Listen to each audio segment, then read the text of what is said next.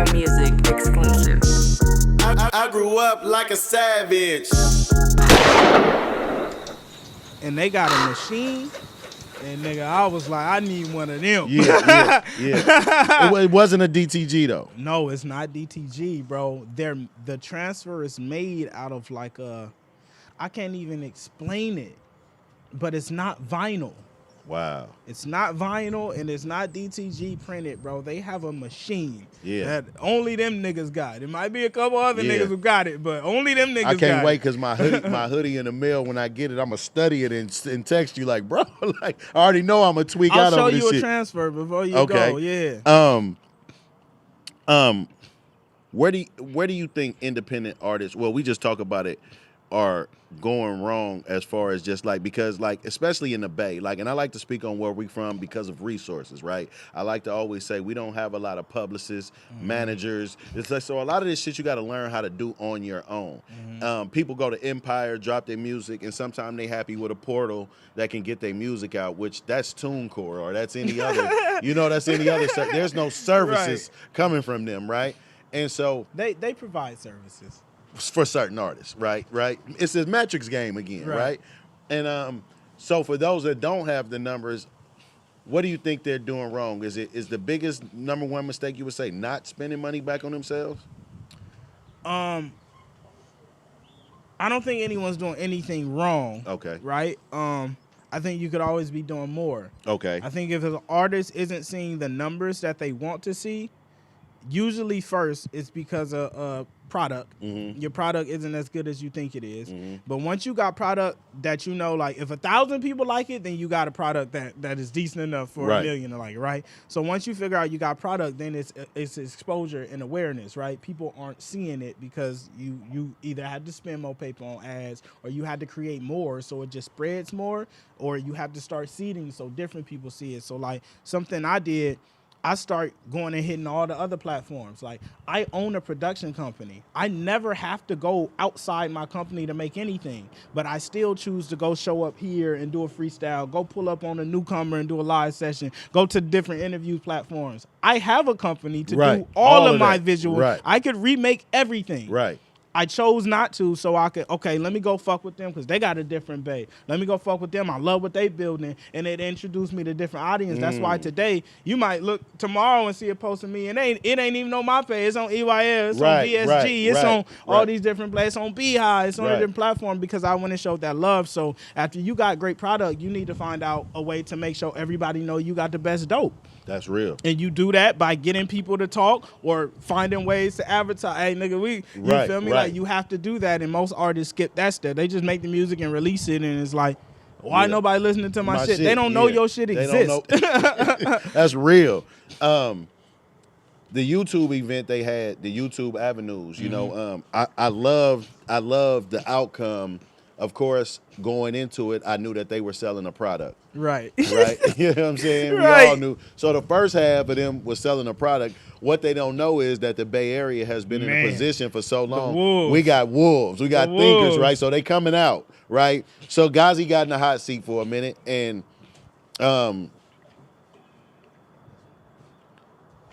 one thing about them, and they start explaining shorts, YouTube shorts, right?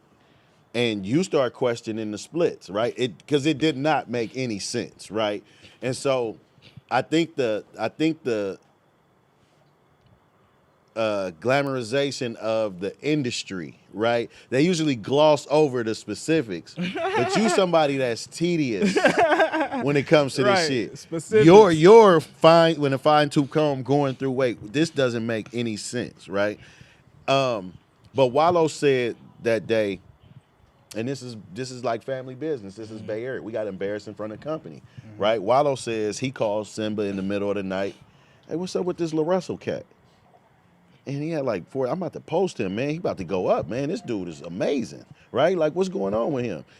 And so he posts you, and it gets some traction. But his question is, I'm looking around, there's legends in here. Some are not here, but y'all in the Bay Area have this, and this, and this, and this. This is amazing. But I'm from Philadelphia. I'm the one that's trying to kick off LaRussell shit. What's the problem? And how did you feel when he said that? He was spot the fuck on. Yeah. And you know, Ghazi's one of those niggas, he's a genius and he's a great talker and he'll talk around it. Why has Ghazi never posted LaRussell? LaRussell has been in Ghazi's office. Ghazi has tried to make deals and offers. Why has Ghazi not shared it? You feel me? Like, if you and that's my, and it's not just God, that's just he was just the nigga he up was saying, there. yeah. But just in general, it's like, man, everybody ain't the same. You know, when I got a platform, and now that I still do have a platform, I shared everybody. And I still share. You still, niggas, you know who Jane is. If you don't know her from her own shit, you know her from LaRussell. For sure. If you don't know Shantae from her own shit, you know her from LaRussell. G-Pop, Innate, like, everybody that was like, nigga, I fuck with this, Right. I'm sharing it till this day. When shit, I posted Mona Leo shit, when shit hit and I find, I'm like, oh, I'm gonna go share it. Right. Why is niggas not doing the same? I don't know and I don't understand, right? Right. Because that was the thing. The East Coast on the major side embraced me before, you know, most of the West. But the people at home, it was always like the people knew what was up. Right, Like them right. my niggas. But yeah, when it comes to like the major shit, and you know, niggas will share bullshit, right? Niggas will share bullshit and booth and shit that they invested in. Is a very interesting thing, you know. But I think Wallo did right, because Wallo, that's a real nigga thought. Right. Like, what the fuck is going on? Right. What is happening? Right, Why right. haven't y'all done what y'all supposed to do? Y'all got one. What are y'all waiting for? Oh, niggas waiting to help until you sign a deal or sign away some shit that's fit. So you don't just want to help because this is history and this is the next thing coming. You don't want to just help and just make it happen, regardless of a deal in place or not. Just do what you're supposed to do because you really want to see niggas win from the region. That would be too much. That would be too much. Yeah. And I felt like he told me later on that was a love tap. That was a love tap to the Bay Area. I was just telling y'all, but y'all dead wrong. But that, you know, that was your folks looking out like, look, man, that's a love tap. I'm just letting you know. I could have went a lot deeper, but I didn't. So I respect that, man, and thank Wallo. Aesthetic, right? And that's the thing. It's not Bay Area, right? That's a human thing. The Bay embraces me wholeheartedly. No, for sure. I brought out thousands of people to Frisco. I sell out Oakland. The Bay is mild in my name. Right. It's individuals that have the infrastructure and power within the Bay, whether they choose to share. Like I say, it's interesting because you posting and you sharing anyway. But what you choose to share is a very interesting perspective, no, that's right? absolutely right. So it's really the people that's in position. And I have to address that too, because I have to explain to people every day, using you as an example again, nigga, there are no gatekeepers on your career. How can a nigga gatekeep your career? You holding yourself back. You close the gate. Bro, a nigga can't. And that's the thing that I had to learn. Like, you know, my power is fully in my power. I'm never gonna make it or not make it because a nigga choose to help me or not. Right. I can't be blackballed. Like all that shit that niggas be all the industry, this. I spend my own paper, I sell my own product, I throw my own shows. That shit don't exist for me. If a nigga chooses to help me, great. If they don't, I'm gonna still do it. Because I'm going to spend my own paper. I'm not gonna wait on a label to spend their marketing budget. I'm gonna spend my own. I love what you stick to your shit and stick to your guns, and it's your aesthetic is just organic and natural, right? But whose idea was it? This is amazing to me, right? And I love that you do everything yourself.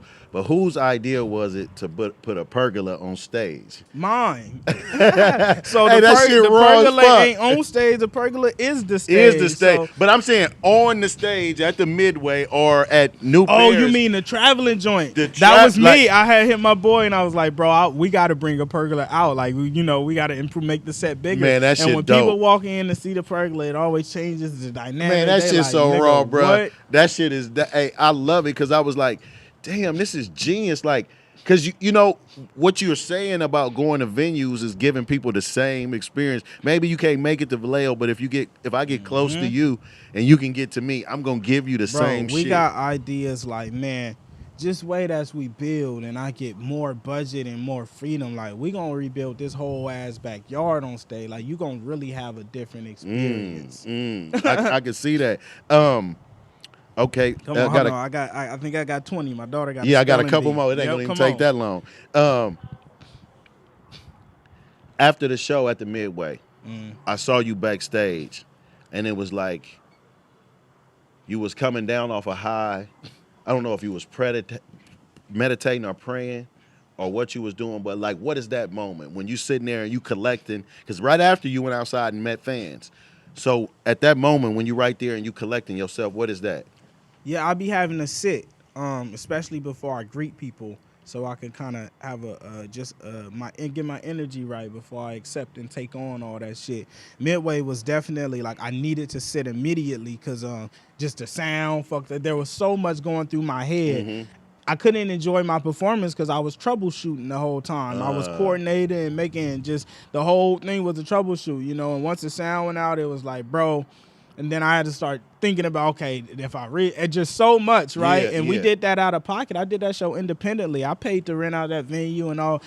My team, Right, you feel right, me? right. We threw that shit out Right. on pocket. So there's so much that comes with that. So, but usually after shows, you know, I take that time and go sit and gather and just understand what just happened, because I also got to sit in the idea of what I did, right? 1,200 people outside for me to see niggas rap and shit. So yeah, I just be having to get in that space and gather, you know, all my emotions, and then we good. That's dope. I was a dope thing to experience because, like I say, I don't look at like I wasn't there for Jimi Hendrix, but I'm here for LaRussell right now. I wasn't there. I don't know, but I saw that with my eyes. So if I'm telling this story 20 years from now, they're gonna be like, "Wait, you saw him It's legit. backstage doing that?" Like, yeah, nigga, I was there. You know what I'm saying?